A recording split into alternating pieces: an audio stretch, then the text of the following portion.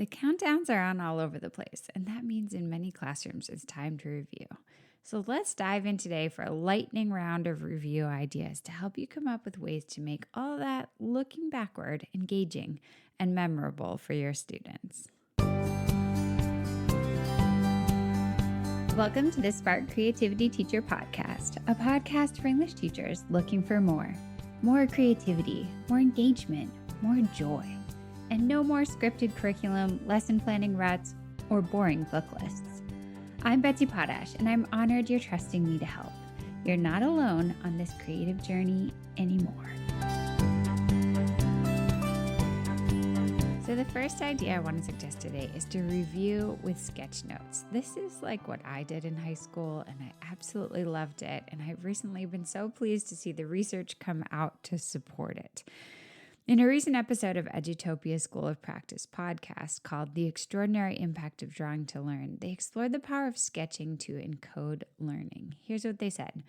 When kids attentively sketch something they're learning about, they tap into the visual, kinesthetic, and linguistic parts of the brain, research shows. This generates abundant connections across the brain's neural network and encodes learning even more deeply than passive learning tasks, like reading or listening to a lecture. As students start to sketch note the material from the year, you can give them templates, you could give them giant Post-its that they can hang up on the wall afterwards. If this is going to be your first time doing sketch notes, you might want to show them some models online or some sketch videos so they can see the concept. Sketch notes can include all kinds of different things, whatever works for your students, but some of the biggies are like icons, just little tiny representative drawings like a light bulb for an idea or a tiny little computer. Connectors, that's like arrows, lines, dotted lines, things that show how one idea relates to another. Text often comes in categories like big giant headers and little smaller headers and regular text, just handwriting to show information. Containers can be like putting a square around something really important with little stars around it, or like a dialogue bubble coming out of somebody's mouth, or a thought bubble. And then sketches. Sketches can break down information or represent information. They can be beautifully drawn, but they do not have to be. They just have to be representative. Mike Rohde, who invented sketch notes, has been on this podcast in the past, and he likes to say ideas, not art. This can be very comforting for students who are like, what, sketch notes? I'm not an artist. I don't want markers. I don't want colored pencils, right? They don't have to. Most sketch notes are in black ink on a piece of white paper. And it's about getting the ideas down and reinforcing what's really important about the ideas, not about creating some sort of museum-worthy art.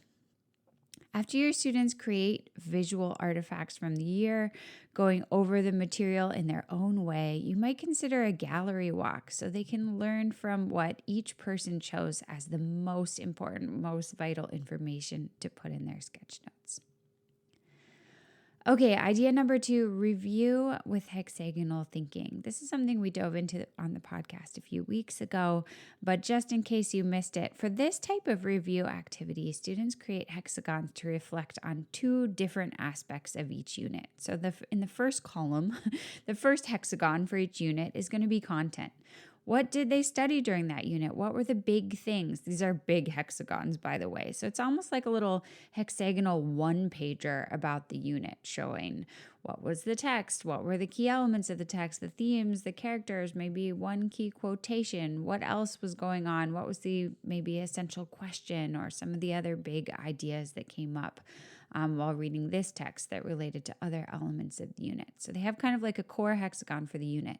Then they have another hexagon for the unit that's a slightly different color. It's a light gray instead of white. And that hexagon is about themselves as a learner during the unit. So they were reading Romeo and Juliet, great. But what did they take away as a human, as a person who learns things, right? Did they learn how to do a graphic adaptation? Did they learn how to read iambic pentameter smoothly? Did they start to understand more how to present on stage, how to block things out, how to put emotion in their voice? Like, what were their personal learning takeaways from the unit? So they create hexagons for all the units like this. How did they grow as a learner? What did they learn?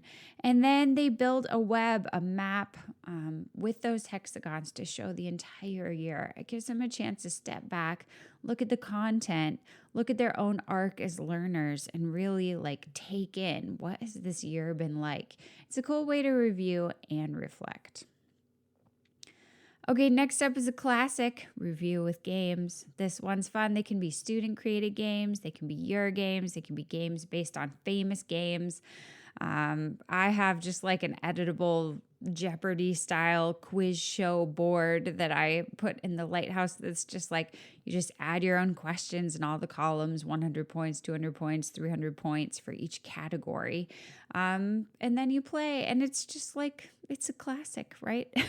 We all played it when we were in school, but there are lots of different games you could play. You could play something inspired by Pictionary, or something inspired by Is It Cake, or something inspired by, Gorilla Tag, or whatever VR games your students are into. You could play something inspired by whatever is fun and relevant right now in your classroom. Another game you could try, I'm going to link in the show notes on the full blog post, is Crumple and Shoot from Jennifer Gonzalez at Cult of Pedagogy. This is like a really fun review game that's very active, gets kids up and out of their seat. There are lots of different possibilities, but one way to make a day fun and really get through a lot of review is to play a game. Okay, next up, review with a mural. Here's something you don't think about maybe all the time, but if you have a giant whiteboard or chalkboard running across one wall, this could be really fun. You could put students into groups, assign each group a different chunk of the year, and ask them to create their own section of a mural on the board. They should start by just creating it in their notes at their table so that everybody's not standing around the chalkboard all at one time. But the idea is that you'll give them some specific components that are going to go into their part of the mural. Maybe it's going to be a symbolic image, or at least one cool lettered quote with colors chosen for impact, or some overall guiding theme. But then it also needs to have the biggies of the unit. What were the themes? What were the texts? What was the essential question? What were some of the important takeaways that they have from that unit? And then, of course, once each group has finished their blueprint, they can take it to the wall, create this mural in sections across your wall, and then everybody can walk through and see everyone else's work. It's like a review museum exhibition as they walk through and see all these different mural squares connected. I would also take some pictures. I would post those pictures for the kids so that they can kind of go look at them further later on. Okay, last but not least, I saved this for last because you can put all the other elements on it and more elements too. Provide a choice board for review.